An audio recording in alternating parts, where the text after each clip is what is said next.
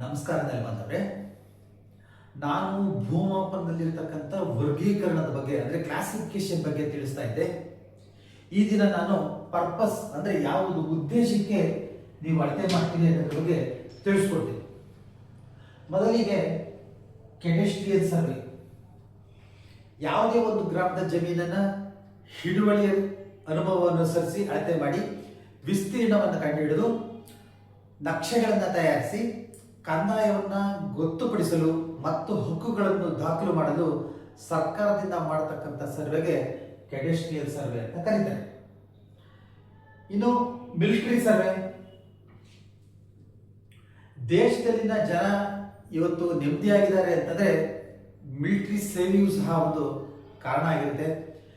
ದೇಶದ ಗಡಿಗೆ ಸಂಬಂಧಪಟ್ಟಂತೆ ಸೈನ್ಯದವರು ತಮ್ಮದೇ ವಿಧಾನದಲ್ಲಿ ಅಳತೆ ಮಾಡಿಕೊಂಡು ದೇಶದ ಭದ್ರತೆಯನ್ನ ಕಾಪಾಡ್ತಾರೆ.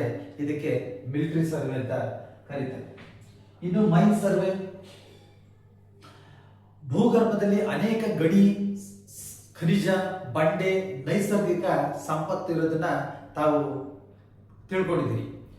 ಇದರ ಅಧ್ಯಯನ ಮಾಡಿ ಅದನ್ನು ಹೊರಗಡೆ ತೆಗೆದು ಉಪಯೋಗಿಸಿಕೊಳ್ಳಲು ಇಂತಹ ಪ್ರದೇಶವನ್ನ ಅಳತೆ ಮಾಡುತ್ತಾರೆ. ಇದಕ್ಕೆ ಮೈನ್ ಸರ್ವೆ ಅಂತ ಕರೀತಾರೆ.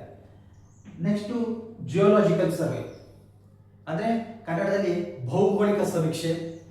ಭೂಮಿಯ ಮೇಲೆ ಮತ್ತು ಅದರ ಲಕ್ಷಣಗಳನ್ನು ವ್ಯವಸ್ಥಿತವಾಗಿ ಅಳೆದು ನಕ್ಷೆ ಮಾಡೋದು ಹಾಗೂ ಅಧ್ಯಯನ ಮಾಡೋದು ಇದರ ಉದ್ದೇಶ ಆಗಿದೆ. ಇನ್ನು ಜಿಯೋಲಾಜಿಕಲ್ ಸರ್ವೆ ಭೂವೈಜ್ಞಾನಿಕ ಸಮೀಕ್ಷೆ ಅಥವಾ ಭೂಗರ್ಭ ಸಮೀಕ್ಷೆ.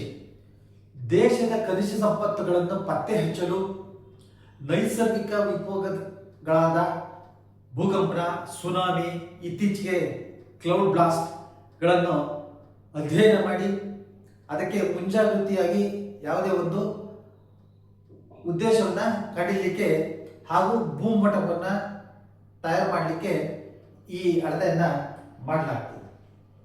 ನೆಲಮಾಪನಕ್ಕೆ ಸಂಬಂಧಪಟ್ಟಂತ ಎಲ್ಲ ವಿಡಿಯೋಗಳು ಫೇಸ್ಬುಕ್, ಇನ್ಸ್ಟಾಗ್ರಾಮ್ ಹಾಗೂ ಥ್ರೆಡ್ನಲ್ಲಿ ಲಭ್ಯವಿದ್ದು ತಾವು ನೆಲಮಾಪನ ಎಂದು ಟೈಪ್ ಮಾಡಿ ಸಬ್ಸ್ಕ್ರೈಬ್ ಆಗಿ ವೀಕ್ಷಿಸಬಹುದಾಗಿದೆ. ಮುಂದಿನ ಸಂಚಿಕೆಯಲ್ಲಿ ಭೂಮಾಪನಕ್ಕೆ ಸಂಬಂಧಪಟ್ಟಂತ ಮತ್ತೊಂದು ವಿಷಯದ ಬಗ್ಗೆ ತಿಳಿಸ್ತೀನಿ. ಅಲ್ಲಿವರೆಗೂ ನಮಸ್ಕಾರ.